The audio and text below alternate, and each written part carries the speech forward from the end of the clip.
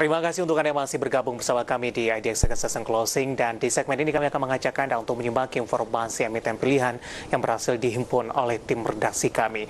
Dan harus diakui pemirsa, rilis dari kinerja emiten terutama di kuartal kedua atau di semester pertama di 2020 ini masih menjadi penggerak untuk dari emiten-emiten tersebut. Ketika dari rilis kinerja mereka ini mencatatkan kinerja yang cukup baik terutama di tengah pandemi, dan ada penilaian emiten tersebut mampu bertahan, ini menyebabkan harga saham tersebut mengalami kenaikan yang cukup signifikan seperti informasi yang akan kami sampaikan berikut ini. Di mana pemirsa, perusahaan retail gawai PT Era Jaya Swasembada Tbk atau dengan kode saham ERA mencatatkan penurunan penjualan sepanjang 6 bulan pertama tahun 2020. Meskipun mencatatkan penurunan penjualan, namun laba periode berjalan ERA yang dapat diatribusikan kepada pemilik entitas induk masih mampu bertumbuh 3,88%. Dalam laporan keuangan PT Era Jaya Swasembada Tbk (ERAA) yang disampaikan ke Bursa Efek Indonesia, terlihat penjualan bersih tercatat 14,46 triliun atau turun 6,29% dibanding periode yang sama tahun lalu yang mencapai 15,43 triliun. Penurunan itu disebabkan penjualan segmen telepon seluler dan tablet yang terkikis 10,33%. Padahal segmen ini berkontribusi paling besar terhadap penjualan RAA. Walaupun penjualan ERAA terkikis, laba periode berjalan yang dapat diatribusikan kepada pemilik entitas induk masih mampu bertumbuh menjadi 113,42 miliar rupiah atau naik 3,88% dari sebelumnya 109,18 miliar rupiah.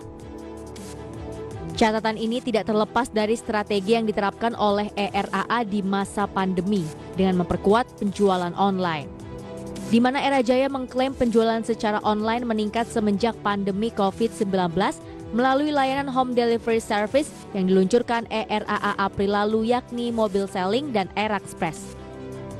Di sisi lain, ERAA tidak memungkiri pandemi COVID-19 memperberat bisnis secara keseluruhan, sehingga ERAA masih mempertimbangkan untuk merevisi target di tahun 2020. Berbagai sumber IDX Channel.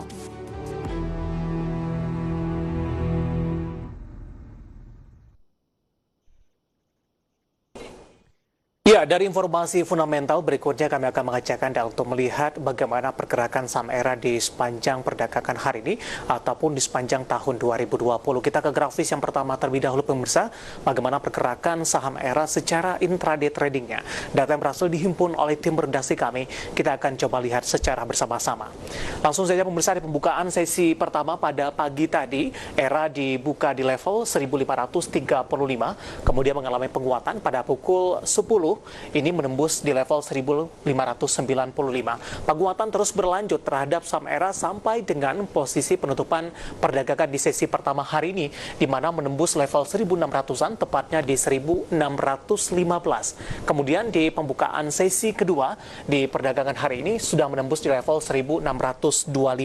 Sementara pada posisi penutupan perdagangan di sesi kedua hari ini pemirsa, ERA masih ditutup di zona hijau meskipun posisinya lebih agak rendah jika dibandingkan dengan posisi pembukaan sesi kedua ditutup di level 1620 atau mengalami penguatan di 6,33% secara intraday tradingnya. Berikutnya kita akan coba lihat bagaimana pola pergerakan saham ERA di sepanjang tahun 2020 mulai dari Januari sampai dengan perdagangan hari ini. Data yang berhasil dihimpun oleh tim redaksi kami, kita akan coba lihat secara bersama-sama. Di Januari pemirsa, data yang berhasil dihimpun oleh tim redaksi kami, posisi dari harga saham ERA ini berada di level 1830, kemudian di 3 Februari mengalami tekanan yang cukup dalam dari posisi 1800-an ditinggalkan, ini menyentuh ke posisi 1500-an, tepatnya di 1560. Sementara di 2 Maret ini mengalami kenaikan tipis di 1590. Tekanan terhadap ERA tidak hanya berhenti sampai di situ saja, bahkan tekanan terus makin dalam, bahkan meninggalkan level 1000-an. Di 1 April ini menyentuh ke level 885. Ketika menyentuh di level 885, ERA kembali mencoba untuk bangkit di 4 Mei, kembali menembus ke level 1000-an, tepatnya di 1205. Sementara di 3 Agustus ini sudah menembus ke level 1625. Dari grafis yang dapat Anda saksikan di layar televisi Anda, pemirsa, coba kita lihat lihat ini mulai dari 4 Mei di 1205 sampai dengan 3 Agustus 1200 ke posisi 1600, ERA sudah mengalami penguatan yang cukup signifikan meskipun belum menyentuh ke level tertingginya di awal tahun, tepatnya di 2 Januari ini menyentuh di level 1830.